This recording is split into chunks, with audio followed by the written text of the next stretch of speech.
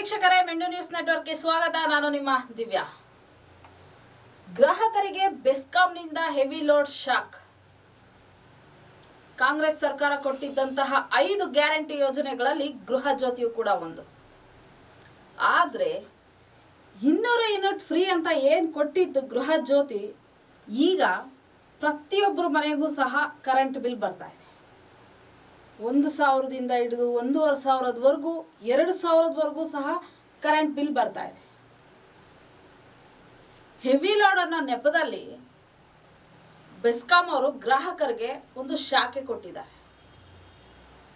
ಮನೆಯಲ್ಲಿ ವಾಸ ಇರಲಿ ಅಥವಾ ಇಲ್ಲದೆ ಇರಲಿ, ಪ್ರತಿಯೊಬ್ಬರ ಮನೆಯಲ್ಲೂ ಸಹ ಕರೆಂಟ್ ಬಿಲ್ ಬರ್ತಾ ಇದೆ.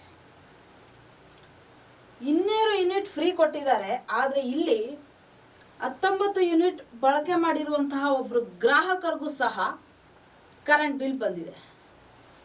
711 ರೂಪಾಯಿ ಶುಲ್ಕ ಸಹ ವಿಧಿಸಿದ್ದಾರೆ. ಇದೇ ಇನ್ನೊಬ್ಬ ಗ್ರಾಹಕರಿಗೆ 236 ಯೂನಿಟ್ ಬಳಸಿದ್ದಾರೆ. ಅವರಿಗೆ 1,932 ರೂಪಾಯಿ ಶುಲ್ಕ ವಿಧಿಸಿದ್ದಾರೆ. ಆದರೆ ಯಾವುದೇ ರೀತಿಯಾದಂತಹ ಹೆಚ್ಚುವರಿ ಶುಲ್ಕವನ್ನ ಅಂದ್ರೆ ದಂಡವನ್ನ ವಿಧಿಸಿಲ್ಲ.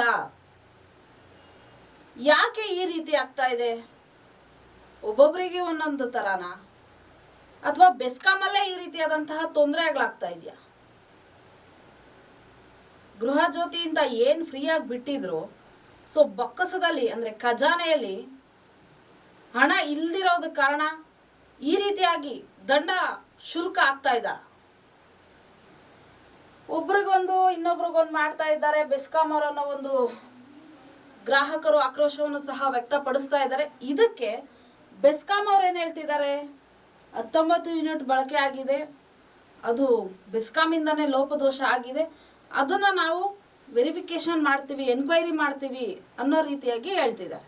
ಆದರೆ ಈ ರೀತಿ ಎಷ್ಟು ಕೇಸಸ್ ಆಗಿದೆ? ಪ್ರತಿಯೊಬ್ಬರು ಮನೆಗಳಲ್ಲೂ ಸಹ ಈ ರೀತಿ ಆಗ್ತಾನೆ ಇದೆ. ನೋಡೋಣ ಇದು ಯಾವ ರೀತಿ ಅವರ ಖಜಾನೆ ಖಾಲಿ ಆಗಿರೋದನ್ನ ರಿಕವರ್ ಮಾಡ್ಕೊಳ್ಳೋದಕ್ಕೆ ಈ ರೀತಿ ಮಾಡ್ತಿದ್ದಾರಾ ಅಂತ. ಇನ್ನೊಂದು ಸುದ್ದಿಯನ್ನ ನೋಡೋದಾದ್ರೆ, ಸರ್ಕಾರಿ ಶಾಲೆಗಳಿಗೆ ವಿದ್ಯುತ್ ಕಡಿತ. 2024ರ ಏಪ್ರಿಲ್ನಿಂದ ಸರ್ಕಾರಿ ಶಾಲೆ ಕಾಲೇಜುಗಳಿಗೆ ಗೃಹ ಯೋಜನೆಯಡಿ ಒಂದು ಫ್ರೀ ಅಂತ ಬಿಟ್ಟಿದ್ದಾರೆ ಮೊನ್ನೆಯಿಂದ. ಆದರೆ ಅದಕ್ಕಿಂದೆ ಉಳಿದಿದ್ದಂತಹ ಬ್ಯಾಲೆನ್ಸ್ ಸರ್ಕಾರಿ ಶಾಲೆ ಅಥವಾ ಕಾಲೇಜುಗಳಲ್ಲಿ ಏನು ಉಳಿದಿರುವಂತಹ ಬೆಸ್ಕಾಂ ಪಾವತಿ ಹಣ ಇತ್ತು, ಅದನ್ನ ಕಟ್ಟಿ ಅದಾದ ನಂತರ ನಿಮಗೆ ಫ್ರೀ ಯೋಜನೆ ಅನ್ವಯ ಆಗುತ್ತೆ ಅನ್ನೋ ರೀತಿಯಾಗಿ ಬೆಸ್ಕಾಂ ಅವ್ರು ಹೇಳ್ತಿದ್ದಾರೆ. ಇನ್ನು ಶಾಲಾ ಮತ್ತು ಕಾಲೇಜುಗಳಲ್ಲಿ ಎಷ್ಟು ಬಿಲ್ ಪಾವತಿ ಮಾಡೋದು ಉಳಿದಿದೆ ಅಂತ ನಾವು ನೋಡೋದಾದ್ರೆ, 11 ಕೋಟಿ ರು, 4,46,000 ಶಾಲೆ, 1,200 PU ಕಾಲೇಜಸ್ಸು, ಈ 2ರಿಂದ 11 ಕೋಟಿ ರು ಪಾವತಿ ಮಾಡೋದು ಉಳಿದಿದೆ. ಹಾಗಾದ್ರೆ ಸರ್ಕಾರಿ ಶಾಲೆ ಅಥವಾ ಕಾಲೇಜುಗಳಿಗೆ ಅನುದಾನ ಎಲ್ಲಿಂದ ಬರುತ್ತೆ? ಸರ್ಕಾರದಿಂದನೇ ತಾನೇ. ಮತ್ತೆ ಸರ್ಕಾರ ಯಾಕೆ ಆ ಅನುದಾನವನ್ನ ಬಿಡುಗಡೆ ಮಾಡಿಲ್ಲ? ಸರ್ಕಾರ ಅನುದಾನವನ್ನ ಬಿಡುಗಡೆ ಮಾಡಿದ್ರೆ ಈ ಸರ್ಕಾರಿ ಶಾಲೆ ಅಥವಾ ಕಾಲೇಜುಗಳಲ್ಲಿ ಉಳಿದಿರುವಂತಹ 11 ಕೋಟಿ ರು ಬಾಕಿ ಏನಿದೆ ಅದು ಪಾವತಿ ಆಗುತ್ತೆ. ಅದು ಸಹ ಸರ್ಕಾರದ ಖಜಾನೆಗೆ ಹೋಗುತ್ತಲ್ವಾ, ಬೆಸ್ಕಾಂಗೆ ಹೋಗುತ್ತಲ್ವಾ. ಸೊ ಇಲ್ಲಿ ಏನು ಈ ಒಂದು 11 ಕೋಟಿ ರು ಬಾಕಿ ಉಳಿದಿದ್ದೆ, ಇದನ್ನೆಲ್ಲ ಒಂದು ರೀತಿಯಾಗಿ ರಿಕವರ್ ಮಾಡೋದಿಕ್ಕೆ ಗ್ರಾಹಕರ ಮೇಲೆ ಏನಾದರೂ ಬೆಸ್ಕಾಂ ಏರಿಕೆ ಆಗ್ತಾ ಇದೆಯಾ? ಅಥವಾ ಇದಕ್ಕೆಲ್ಲ ಕಡಿತ ಯಾವಾಗ ಆಗುತ್ತೆ? 200 ಯೂನಿಟ್ ಫ್ರೀ ಅಂತ ಕೊಟ್ಟು ಈಗ ಪ್ರತಿಯೊಬ್ಬರಿಗೂ ಬಿಲ್ ಹಾಕ್ತಿದ್ದಾರೆ.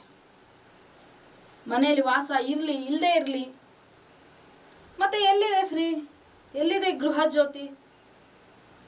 ಇದ್ರ ಬಗ್ಗೆ ಯಾಕೆ ಯಾರು ಗಮನ ಹರಿಸ್ತಾ ಇಲ್ಲ? ಇನ್ನು ಸರ್ಕಾರಕ್ಕೆ ಏನು ಬಿಲ್ ಪಾವತಿ ಉಳಿದಿದೆ, ಇದಕ್ಕೆ ಸರ್ಕಾರದಿಂದನೇ ಅನುದಾನ ಬೇಕು. ಸೊ ಹಾಗಾಗಿ ಇದಕ್ಕೋಸ್ಕರ ಸರ್ಕಾರಿ ಶಾಲೆ ಅಥವಾ ಕಾಲೇಜುಗಳಿಗೆ ಸರ್ಕಾರದಿಂದ ಅನುದಾನವನ್ನು ಬಿಡುಗಡೆ ಮಾಡಿ ಅಂತ ಹೇಳ್ತಾ, ಇದಾಗಿತ್ತು ಈ ಕ್ಷಣದ ಸುದ್ದಿಗಳು. ನಿರಂತರ ಸುದ್ದಿಗಾಗಿ ನೋಡ್ತಾ ಇರಿ ಮೆಂಡು ನ್ಯೂಸ್ ನೆಟ್ವರ್ಕ್. ಮೆಂಡು ನ್ಯೂಸ್ ನೆಟ್ವರ್ಕ್, ಸತ್ಯದ ಕನ್ನಡಿ.